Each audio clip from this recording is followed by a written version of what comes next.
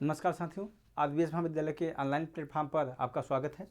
आज हमारा टॉपिक है बेंजोइन कंडेंसेशन और इसके बाद हम लोग देखेंगे एल्डोल कंडेंसेशन क्या होता है। ठीक है, तो benzoin condensation involve condensation of two aromatic aldehyde particularly benzaldehyde in presence of nucleophile such as cyanide and an heterocyclic carbene. ठीक है, तो यहाँ पे बेंजोइन में हम लोग बेंजोइन कंडेंसेशन में बेंजल्डिहाइड का प्रयोग करके हम लोग बेंजोइन बनाते हैं और इसके लिए हम लोग न्यूक्लियोफाइल के तौर पे साइनाइड आयन या फिर एन हेटेरोसाइक्लिक कार्बन का हम इस्तेमाल करते हैं। ठीक है, तो benzoin condensation reaction is characteristics reaction of aromatic aldehyde that involve self condensation of two aldehyde molecule in the presence of cyanide ion. ठीक है ना, तो इस कंडेंसेशन प्रोसेस में क्या होता है कि दो मॉलिक्यूल, ठीक है, आपस में कंडेंसेशन करते हैं, कंबाइन करते हैं और इसके साइनाइड की उपस्थिति में या फिर एन हेटेरोसाइक्लिक कार्बन की उपस्थिति में, तब जाके आपका ये कंडेंसेशन प्रोसेस आपका होता है और आपका बेंजोइन बनता है। ठीक है ना, तो यहाँ पे एक चीज़ हम लोग ध्यान रखेंगे, अगर बेंजोइन कंडेंसेशन में बात करेंगे यहाँ पे, इसमें हम लोग इस्तेमाल करते हैं एरोमेटिक एल्डिहाइड। ठीक है, यहाँ पे हम लोग एरोमेटिक एल्डिहाइड का इस्तेमाल करते हैं और पर्टिकुलरली इसमें आपका रहेगा बेंजल्डिहाइड। ठीक है, और इस बेंजल्डिहाइड के दो मॉलिक्यूल हम लेंगे, आपस में कंबाइन करेंगे और जब कंबाइन करते हैं साइनाइड आयन की उपस्थिति में। ठीक है ना, तो जब इसकी उपस्थिति हम लोग रिएक्शन कराते हैं तब आपका जाके बेंजोइन बनता है। ठीक है, तो ये आपका बेसिक इंट्रोडक्शन इसका हुआ। इसके बाद हम लोग देखते हैं इसका मैकेनिज्म, आखिर में प्रोसेस के कैसे चलते हैं। ठीक है ना, तो पहला स्टेप आपका है benzaldehyde and cyanide ion react readily and form carbon ion. ठीक है ना, अब होता क्या यहाँ पे है कि बेंजल्डिहाइड जो होता है इस साइनाइड आयन के साथ रिएक्शन करता है और आपका बनता है यहाँ पे एक कार्बन आयन बनता है। ठीक है ना, अब यहाँ पे होता क्या है, जो साइनाइड आयन होता है वो Cn- होता है। ठीक है, अब ये बेंजल्डिहाइड की बात की जाएगी तो कुछ इस प्रकार C6H5CO और H। ठीक है ना, इस प्रकार से आपका होगा ये।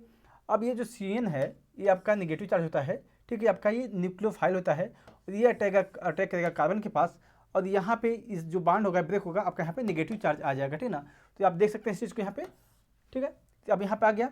अब इस चीज़ को हम लोग इस तरीके से भी लिख सकते हैं, जो आपका हाइड्रोजन आयन है, अगर इसको रीअरेंज करेंगे हम लोग तो ये चीज़ जो है, ये हाइड्रोजन आपका इसके पास ला जाएगा और जो नेगेटिव चार्ज होता है जो ऑक्सीजन का, वो यहाँ पे आ जाएगा। ठीक है ना, तो इसको एक तरीका, इसको इस तरीके से भी हम लोग लिख सकते हैं। ठीक है ना, इस प्रकार का आपका ये एक कंपाउंड आपका बन गया है। अब वापस हम लोग क्या करेंगे, अभी आपने देखा एक हम लोग मालिक्यूल का इस्तेमाल किया गया। ठीक ना, जबकि कंडेंसेशन प्रोसेस में क्या होता है, दो मालिक्यूल को हम लोग इस्तेमाल करते हैं, तो आपका ये बन गया।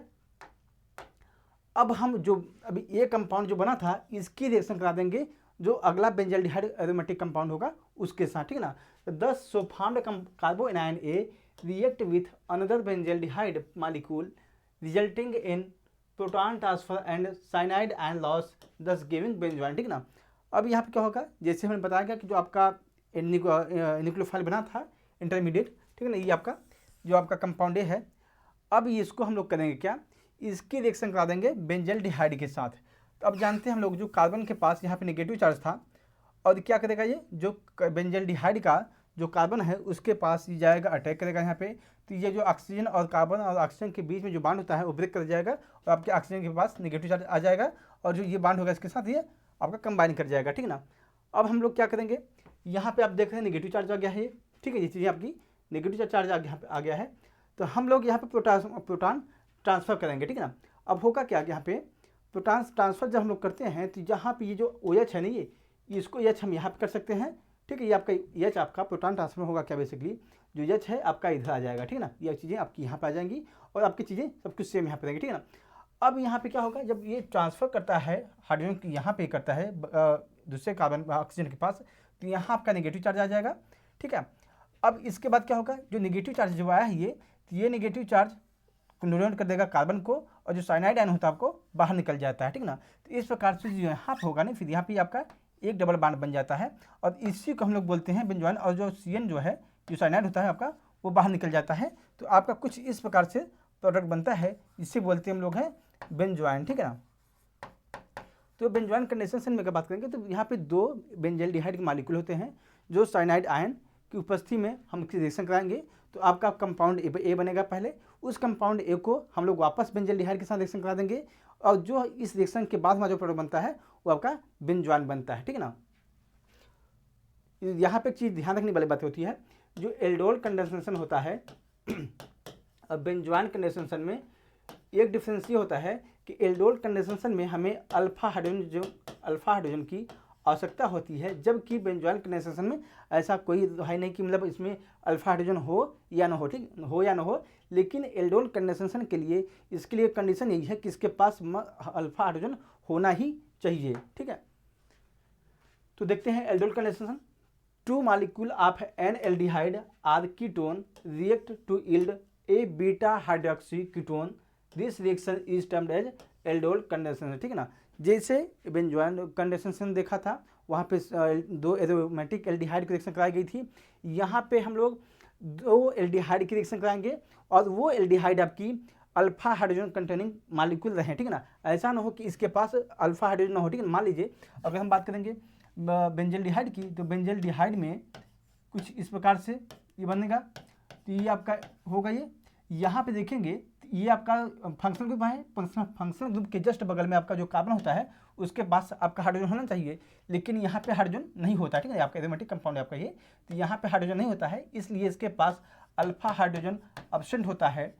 इसलिए बेंजल्डिहाइड जो मॉलिक्यूल होता है वो आपका एल्डोल कंडेंसेशन प्रोसेस नहीं देता है, जबकि अगर यही चीज़ बेंजोइन कंडेंसेशन में ये देता है, ठीक है ना। बेंजोइन कंडेंसेशन बेंजल्डिहाइड कर सकते हैं, लेकिन आपका एल्डोल कंडेंसेशन इस प्रोसेस में नहीं इन्वॉल्व होता, ठीक है ना। तो यहाँ पे हम लोग इस चीज़ को समझ सकते हैं कि in this reaction 2 molecule of either same or different carbonyl compound, each molecule having at least 1 alpha hydrogen, ठीक है, आपका अल्फा होगा अल्फा हाइड्रोजन दिए, ठीक है ना। तो यहाँ पे बताया जाता है कि जैसे हम लोग देखा बेंजोइन कंडेंसेशन में 2 सेम मॉलिक्यूल लिया गया था बेंजल्डिहाइड को ही, लेकिन यहाँ बताया जाता है कि आप यहाँ पे एक ही मालिक्यूल मतलब एक ही तरीके के मालिक्यूल को हम लोग इस्तेमाल नहीं कर सकते। यहाँ पे हो सकता है आपका मान लीजिए एक मालिक्यूल ये रहा हो, दूसरा आपका मालिक्यूल कुछ इस प्रकार से हो जाए, ठीक है। तो 2 डिफरेंट टाइप ऑफ मालिक्यूल इसके साथ रिएक्शन कर सकते हैं, ऐसा नहीं कि एक ही प्रकार के मालिक्यूल हम मालिक्यूल को लेके रिएक्शन कराएंगे, ठीक है ना। तो यहाँ पे बताया जा रहा है, लेकिन कंडीशन इसकी है कि अगर हम डिफरेंट टाइप ऑफ मालिक्यूल ले रहे हैं या फिर सेम टाइप ऑफ मालिक्यूल ले रहे हैं तो उनके पास अल्फा हाइड्रोजन एटम होना चाहिए। This reaction is catalysed by an acid and base, ठीक है। अब यहाँ पे जो कैटालिस्ट के तौर पे इस्तेमाल करते हैं हम लोग हैं, वहाँ पे आपका एसिड होता है और दूसरा आपका बेस होता है। This reaction yield is increased with dilute base below the room temperature, ठीक है ना। और रिएक्शन को अगर मान लीजिए उत्पादन इसको बढ़ाना है तो हमें बेस का डाइल्यूट बेस का इस्तेमाल करेंगे, और इसका जो टेम्परेचर होता है रूम टेम्परेचर के नीचे, रूम टेम्परेचर आपका 27 डिग्री सेल्सियस होता है, ठीक है ना। जो रूम टेम्परेचर होता है वो 27 होता है, और इसके नीचे अगर टेम्परेचर रहेगा तो इस एल्डोल कंडेंसेशन का जो प्रोसेस होता है, जो प्रोडक्ट होता है आपका, वो ज़्यादा यील्ड देता है, ज़्यादा आपका उत्पादन देता है, ठीक है ना। एक चीज़ यहाँ पे और है, अगर मान लीजिए एल्डिहाइड कंडेंसेशन में हम लोग एल्डोल कंडेंसेशन में अगर हम लोग एल्डिहाइड का जब इस्तेमाल करते हैं तो यहाँ पे हम बेस के तौर पर NaOH का इस्तेमाल करते हैं, जबकि अगर यही हम कीटोन का हम प्रयोग करेंगे तो यहाँ पे बेस के तौर पे हम लोग BaOH2 का इस्तेमाल करते हैं, ठीक ना। तो ये होता क्या है यहाँ पे, जो हम लोग कीटोन में जब इस्तेमाल करते हैं BaOH2 को, तो ये सेलेक्टिव डिप्रोटोनेशन करता है, ठीक ना। जो सेलेक्टिव डिप्रोटोनेशन मतलब क्या हुआ कि जो प्रोटॉन का रिमूवल होता है प्रोसेस, ये सेलेक्टिव होता है, जबकि NaOH के केस में ऐसा नहीं होता। कि यहाँ पे सिंपल से क्या होगा, जो अल्फा हाइड्रोजन होगा इसको ये रिमूव कर देगा, जबकि BaOH2 में क्या होगा, ये सेलेक्टिव अल्फा हाइड्रोजन को रिमूव करता है, ठीक ना। ये चीज़ें हमें जानने योग्य हैं। अब हम लोग देखते हैं मैकेनिज्म इसका कैसे चलता है। स्टेप 1 आपका पहला क्या है, when the base remove a proton from alpha carbon of an aldehyde molecule a resonance stabilize enolate anion form, ठीक ना। पहला स्टेप क्या होगा, हम बेस लेंगे, बेस से क्या करेंगे, अल्फा हाइड्रोजन को रिमूव करेंगे, ठीक है ना। मान लीजिए आपका मॉलिक्यूल कुछ इस प्रकार से होगा CH3CHO, ठीक है ना। आपका मॉलिक्यूल है, यहाँ पे आपका फंक्शनल ग्रुप हुआ, ये आपका अल्फा कार्बन है और इसके पास 3 हाइड्रोजन है, कम से कम 1 अल्फा हाइड्रोजन होना चाहिए, बताया गया था आपको मिनिमम। अब यहाँ पे हम लोग क्या करेंगे, बेस लेते हैं, ठीक है ना। मान लीजिए आप बेस लेंगे, बेस आपका OH माइनस, ठीक है। अब क्या करेगा, ये जो OH माइनस है यहाँ से 1 हाइड्रोजन रिमूव कर देगा, तो बनेगा क्या हमारा CH2CHO बनेगा, और यहाँ पर आपका नेगेटिव चार्ज होगा, ठीक है ना। तो इस प्रकार से आपका बनता है इनोलेट आयन, ठीक है ना। अब ये जो इनोलेट आयन बना है, तो इसका लिखने का तरीका हमारा कुछ इस प्रकार से हो सकता है। ये जैसे मान लीजिए ये आपका लिखा हुआ, ठीक है ना, इनोलेट आयन है ये आपका है।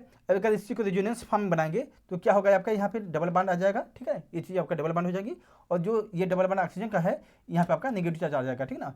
तो इस प्रकार से इसका रेजोनेंस स्ट्रक्चर बनता है, ठीक है। स्टेप सेकंड में क्या करेंगे हम लोग, the enolate ion act as nucleophile and attack the carbonyl carbon of another aldehyde molecule, thus an alkoxide ion is form, ठीक है ना। अब क्या होगा, जो ये मालिक्यूल बना है, ठीक है ना, ये न्यूक्लियोफाइल की तरह बिहेव करता है, ठीक है ना, एक्ट एज न्यूक्लियोफाइल लिखा ना आपका, न्यूक्लियोफाइल की तरह बिहेव करता है। न्यूक्लियोफाइल मतलब हुआ कि जो ये रिएक्शन जब इसकी होगी तो वो पॉजिटिव चार्ज के पास अटैक करेगा, ठीक है ना, करेगा ये अंदर aldehyde molecule 10 alkoxide ion is form, ठीक है ना। यहाँ पे आपका इसे देख सकते हैं। अगर हम लोग यहाँ पे देखेंगे इस रिएक्शन को देखेंगे, अगर मान लीजिए ये आप देख सकते हैं, ये एक आपका ये एल्डिहाइड मालिक्यूल है, ठीक है ना, यहाँ पे ये आपका सी डबल बॉन्ड होना चाहिए था, एच, ठीक है ना, ये चीज़ होनी चाहिए यहाँ पे, ये ठीक है। अब यहाँ पे बेस लिया गया, अब बेस क्या करेगा, अल्फा हाइड्रोजन को आपको ये रिमूव कर देता है, ठीक है ना, आपका रिमूव किया तो आपका ये बन गया इनोलेट आयन, ठीक है ना। अब ये रेजोनेंस स्टेबलाइज्ड स्ट्रक्चर है ये, ठीक है, ये आपका ये रेजोनेंस स्टेबलाइज्ड स्ट्रक्चर है, ठीक है ना, ये आपका। अब क्या करेंगे हम लोग, एक अभी आपका ये न्यूक्लियोफाइल इंटरमीडिएट आपका मालिक्यूल बन गया है। अब यही मालिक्यूल एक और हम लोग एल्डिहाइड का मालिक्यूल लेंगे, उसके साथ इसकी रिएक्शन कर देंगे, तो क्या होगा हम देख लेंगे, CH2- ये आपका न्यूक्लियोफाइल अटैक करेगा, ये यहाँ पर अटैक करेगा कार्बन के पास, जो ऑक्सीजन और कार्बन और ऑक्सीजन के पास जो डबल बॉन्ड है ये ब्रेक कर जाएगा, और ऑक्सीजन के पास आपका नेगेटिव चार्ज आ जाएगा, ठीक है ना। इस प्रकार से इसको देख सकते हैं आप, ये कुछ इस प्रकार से फिर इसका प्रोडक्ट आपका बनता है, ठीक है ना। ये आपका स्टेप सेकंड हुआ। Step third, in this step aldol is formed when the alkoxide ion formed in step second remove proton from water molecule, ठीक है ना। अब करेंगे क्या हम लोग, यहाँ पे हमें क्या करना है, वाटर को हम लोग जब ऐड करेंगे यहाँ पे, तो जो यहाँ पे जो O नेगेटिव चार्ज होता है, यहाँ पे आपका हाइड्रोजन आयन ऐड हो जाएगा, ठीक है ना। यहाँ पे अगर देखेंगे इस चीज़ को हम लोग, तो H2O जब हम ऐड करते हैं तो ये ब्रेक करता है H+ और आपका OH- में, तो H+ जो होगा यहाँ पे अटैक हो जाएगा, इसका जुड़ जाएगा इसके साथ, और इस प्रकार से आपका एल्डोल कंडेंसेशन के जो प्रोसेस होते हैं वो आपके कंप्लीट हो जाते हैं, ठीक है ना। तो 10 aldol condensation involve nucleophile addition reaction of carbonyl group with one molecule and alpha carbon of another molecule carrying a hydrogen atom, ठीक है ना। तो इस प्रकार से जो एल्डोल कंडेंसेशन है, बेसिकली यहाँ पे अल्फा हाइड्रोजन की इंपॉर्टेंस ज़्यादा है, जबकि बेंजोइन कंडेंसेशन में अल्फा हाइड्रोजन की इंपॉर्टेंस उतना नहीं है जितना एल्डोल कंडेंसेशन में, ठीक है ना। तो दोनों में का डिफरेंस की बात की जाएगी तो यही मेन इसका अंतर ही है कि आपके एल्डोल कंडेंसेशन में अल्फा हाइड्रोजन एटम होता है, जबकि बेंजोइन कंडेंसेशन में अल्फा हाइड्रोजन एटम नहीं होता है, ठीक है।